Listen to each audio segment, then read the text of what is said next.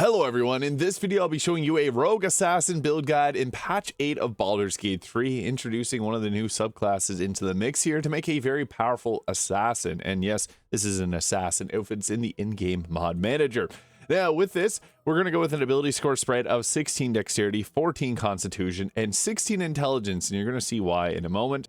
As for skill proficiencies, you want to have stealth. That's going to be a core principle of this. You can also do sleight of hand here if you'd like, or if you're the face of the party, you can put those points into persuasion. It really just depends on what you're going to be going for with this build. If you're the face of the party, or if this is going to be for a teammate. Level 2, the rogue gets some pretty useful abilities with the bonus action hide, dash, and disengage. It's useful to have as a mobility option. But at level 3 here, we get to take our assassin subclass. So this provides quite a bit actually, and we can use some special abilities to get the most out of this. The assassin initiative here, so you're deadliest upon unprepared enemies. In combat, you have advantage on attack rolls against creatures that haven't taken a turn yet. We want to start combat as much as possible and try to take advantage of these abilities, like the assassin's alacrity. So when you start combat, you get your action and bonus action back. So you can start combat by fighting someone and you're not going to have to worry about getting your action back. We also get the assassinate ambush. So if you surprise a creature, that's a free crit, which is really, really strong. And this works great if you're a half orc, although I'm using a half elf here. Now level 4, it's better to go with a multi-class here, and there's two classes that we have in contention to add in: the ranger gloomstalker and the fighter. Now the fighter adds in a lot actually with the new subclass, the arcane archer. It actually works very well here, and that's why we added the intelligence into the mix. Going with defense will give us a +1 to our armor class. We can go with dueling here to give ourselves additional 2 damage, but I think the defense for the additional armor class is the best choice here, as we can use some heavier armors by adding in the fighter, which now gives us the medium armor proficiency. Level 2 gives us action surge. This is extremely powerful. So per short rest, we can do our sneak attack. I guess we can do a sneak attack and an attack free, similar to how at level 5 you get the extra attack feature, but we're going to wait here. And then at level 3, we get the arcane archer.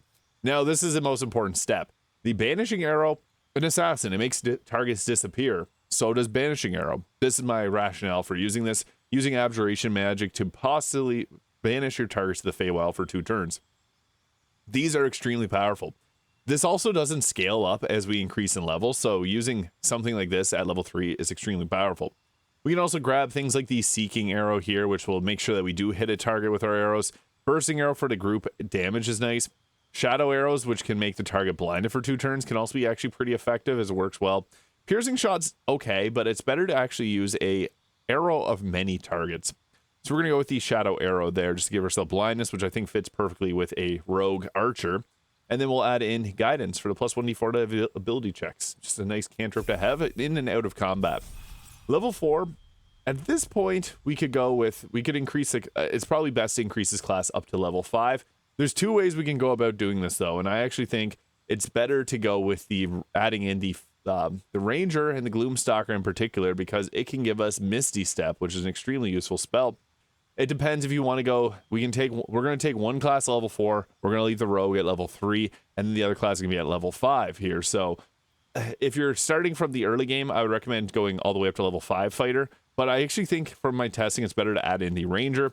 The ranger can also give us heavy armor proficiency. Not that we should ever use heavy armors, we're trying to be sneaky, but it also will give us fire damage resistance here. It also gives us some spell slots that we're going to be using, particularly for a certain action. Level 2 gives us another fighting style, so we can take archery for increased range attack rolls, or dueling if we want to increase the amount of damage we'll be dealing. But Hunter's Mark is a pretty good concentration to hold, which will give us additional piercing damage on a target. And also, Ensnaring Strike can be pretty okay as well. I wouldn't recommend using it because it takes up your bonus action, which we have a bunch of abilities that we could potentially use on it. Same as Hail of Thorns, so Fog Cloud ends up being the best choice. It also gives us some stealth options there. Level 3 gives us our subclass, and this is when we're going to take the Gloomstalker. Gives us an extra +3 to our initiative and increase our movement speed by 3 meters. And we get a free extra attack on the first round of combat that deals an additional 1d8 of damage. We also get superior dark vision and these abilities we already have. Disguise self, so you can use the Get the Yankee items and turn yourself back in normal. I also like to take Long Strider here for the increased movement speed. Just great to have that on a any type of melee attacker. Level 4 gives us a feat. Now, I am a big fan of taking Sharpshooter on these because the +10 to damage is actually pretty crazy. And this actually works with arrow many targets, so we can get a ton of damage in. And we could also go with the ability score improvement on our dexterity if you prefer that. Those are 2 best options. Alerts is another good one. But the reason I wanted to take this to level 5 is we get an extra attack from the fighter as well. But taking the ranger gives you Misty Step. This is what we're gonna want to use our level 2 spell slots on. Misty Step is extremely valuable for the mobility that it brings. Spike growth, okay. If you want to go full stealth, Pass Without a Trace will give you a +10 to stealth checks. This is extremely useful in a lot of ways, especially if we want to be stealthy. So we're going to take that. It's great in and out of combat. So yeah. Next level, it's not best to take this because we want that extra feat. So the difference here is we can either take the fighter, which will give us extra health, 96 health. This will give us 95 health. It's better to go with the fighter here. So with this, I personally like crossbow experts, so you can do close range crossbow attacks. This is your choice though. You can also go with an increase to our ability scores here. Crossbow expert just makes it feel like even if you're using the stealth archer armor set by Skirby, you can have the hand crossbows that are wrist crossbows looking like hidden blades. So this works well for an assassin.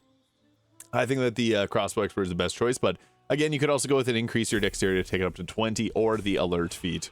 So we get 4 arcane arrows per short rest, 4 level 1 spell slots per long rest, and 2 level 2 spell slots, which is enough to give us 2 misty steps. And then we can also use Hunter's Mark and also go ahead with a fog cloud as well. So some pretty good options there.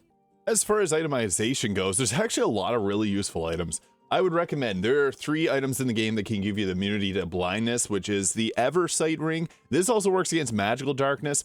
There's also the Steel Watcher helmet, which is a medium armor, which we're allowed to wear, so you can't be blinded. An advantage in Constitution saving throws, not a massive deal for this. And then there's also the Shar Spear of the Evening here, which also gives you the blindness immunity.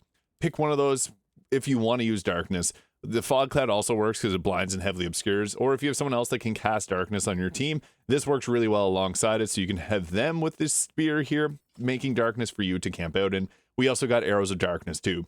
I personally really like the Helmet of Arcane Acuity because you can use an arrow of many targets, get a +10 to your Arcane Acuity, and then whenever you attack, you're going to be able to land your things like the Banishing Arrow extremely easily. I also like the Cloak of Protection, but if you're the Dark Urge, the Deathstalker Mantle is going to be the best choice for you. The Armor of Agility will give us a better armor class, only 22, which is not massive, but the best choice is actually, since we took the Crossbow Expert and the Sharpshooter, is to go with the Ballast Armor, which will double piercing damage. It says unless they're immune to it. If a target's immune to piercing damage, they actually end up taking double piercing damage as well. So it's extremely powerful. +2 to initiative, so we go first. And yeah, this puts our armor class at 19, which isn't amazing, but it's enough. The Gloves of Battle and Sam will add our ability modifier to the damage of our offhand attacks, which can be pretty useful. And it works with our hand crossbows too, so that's something that's also quite nice. You can also go with the Gloves of Surging Accuracy to give you a 1d4 bonus to attack rolls when you use Action Surge, so you can have some crazy first turn damage and make sure that we don't miss. Dark Justiciar Gauntlets will give us additional necrotic damage on our attacks, and the Helldusk Gloves will give us additional fire damage, and this works on crossbow attacks as well, and it gives us a plus to our spell save DC so we can land our Banishing Arrows more frequently, and it'll add fire damage to the Banishing Arrows. Evasive Shoes gives us a better armor class, but you can also go with the Boots of Stormy Clamor here to further stack up conditions with Reverberation, which can be applied from that. It's your choice there, but this puts our armor class to 18. Now, I like the Dolar Amaris here. When you land a critical hit with a weapon or an unarmed attack, you get additional 7 damage, and this can stack here. So this will double to 14 damage, which is a lot. We also got the Hellfire hand crossbows here. If you don't want to use these daggers, the Belm is not a bad choice. This gives you a bonus action attack, so this can be pretty effective as well if you wanted something a little bit different. We also get the Knife of the Undermounting King, which will give you increased critical hit chance. This is actually a pretty good main hand weapon, and it gives you advantage on attacks. So this can be good if you're lightly or heavily obscured, which we want to be, because we also got the Shadow Cloaked Ring here, which will do an additional 1d4 of damage whenever we're lightly or against lightly or heavily obscured creatures and those made of clouds. And then again, Eversight Ring to give us the sight. We also get the Hellfire hand crossbow to apply burning when hidden or invisible, which we'll easily do with the Deathstalker Mantle. And then Firestoker will give us additional damage whenever there's targets that are burning. So yeah, this pairs well with someone else on your team doing darkness, so a Shadow Magic Sorcerer or a Warlock are great to pair alongside this. Now, we can do a lot of shenanigans around hiding out in darkness. We can also use Scrolls of Darkness to cast it. We also got Arrows of Darkness. We got Pass Without Trace, which will give us a +10 to all stealth checks. So you can pop this, and then you're very stealthy. So this can give you this little aura here. The concentration, that +10 to stealth checks, is extremely useful. And we don't have many other concentrations other than Fog Cloud, so that's something that can be nice. And we can also benefit from using Arrows of Darkness. So the nice part about this is we got a lot of stealth-based options. So we can have Darkness cast. I got this from Shadowheart here to start off combat with. And we can start combat because we also get our actions back. So We have advantage here on this target, so boom, sneak attack on this one, and we rolled a critical hit, so that doesn't need to happen. Boom, and the thing about this is, sometimes they're none the wiser, and they don't know what's happening, so we can continually keep attacking targets there. I have an issue where my arrow of many targets won't actually apply, so that kind of is unfortunate, because I really like to be able to showcase that, but it's not working. Some weird issue. So typically we'd use an arrow of many targets, but since that's not working, we can just continually keep attacking from hiding, which is funny because we got a critical hit off again there. And they're none the wiser, so this is great because we can just continually pick away at some of the most powerful combatants here. And as long as we stay in the darkness here, we're going to be pretty safe, and we can deal quite a bit of damage from here. So we're just going to pick away at as many targets as we possibly can and miss that attack, unfortunately. So again, normally we'd shoot arrow many targets trying to get our arcane acuity built up. We already have 7 from all the attacks that we did, so our banishing arrows will land. But we have a target here that's very close to being wiped out, so we can just go with... Make sure you turn off your offhand crossbow attacks because we do want to save our bonus action for something else. But the offhand crossbow is going to do a little less damage. So we can go ahead there, got the free knockout, which is great. Now what we want to do is we got some extra attacks here, but we'll also apply burning on a target when we attack from hiding or invisible. So we're just going to go with an attack there. We've applied the burning we applied verberation there to that. So, but we have a lot of attacks. I would love to do arrow many targets, just take out as many as possible from here, but the thing is, we're going to have extra damage from the aura of murder there, so that was enough to take out a target with a single attack. And if you don't have it, just move up close enough so that you can see that you have that applied on the enemy. So it's another target there that we want to take out. So we also have our Dread Ambusher attacks, which deal additional piercing damage, so we can actually do crazy amounts. Yeah, 82 piercing plus 5 fire. It's 87 damage on a single crossbow attack. That is nuts. Now, if there's any targets here that we need to get rid of, like a spellcaster in particular, that's where our banishing arrows come in. We have a plus 10 to the spell save, so we can go ahead there with banishing that target. Perfect, we landed the banish, exactly what we wanted to do. And if there's another target that we want to banish, we can go ahead with removing them from combat as well. That's one of the most useful parts of this, and we get the plus 10 to the spell save DC, so we're going to banish them unless we miss. Now, we also have action surge, so that we can go again, and then use another banishing arrow, trying to get that target to leave here, so boom. Took them out so they didn't end up getting banished, otherwise that would have worked. But and I guess I'll banish this target as well because we're not likely to finish them off. And boom, that was a pretty successful first turn, and we're still pretty hidden here. Again, arrow many targets would have made this so much more powerful. Now, funny enough, our range attacks are going to be more powerful than our melee attacks. This is upwards of 26, this is upwards of 31 plus the sharpshooter bonus. So yeah, the sharpshooter does pay off quite a bit here. So let's go with a close hand attack there, 70 damage. That's nuts.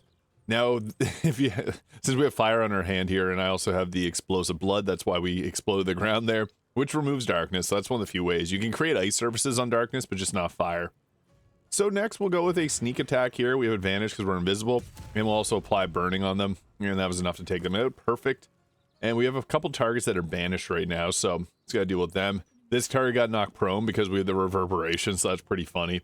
And they're also going to get hit with our aura of murder there. Going close, just go for the crossbow attack with advantage. Boom.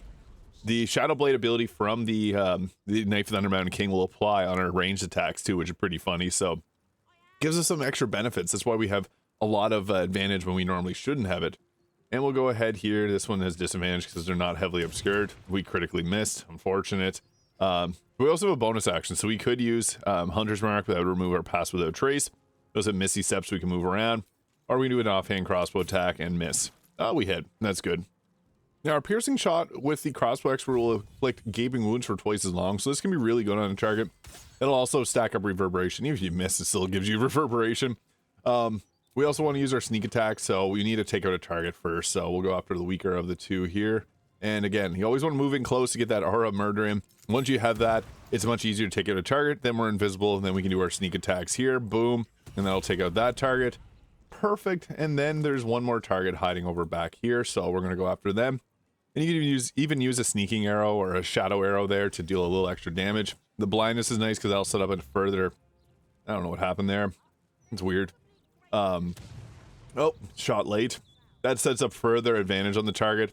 We'll go with the offhand attack. Miss, of course. We're not able to get our advantage off, so we'll just go with a normal weapon attack there. Whenever we're obscured, we do get extra option of, or extra hit chance, so that can be nice. But Yeah, that's a pretty powerful new assassin, being able to banish targets to take them out even easier. And with the arcane acuity, you can stack that up really quickly. So if anyone knows the issue and why I can't use the magical arrows, I've been trying to find that out for months now, and it only happens sometimes. But let me know your thoughts in the comments. Hit the subscribe button below if you haven't already, and I hope you have a great day. We'll catch y'all in the next one.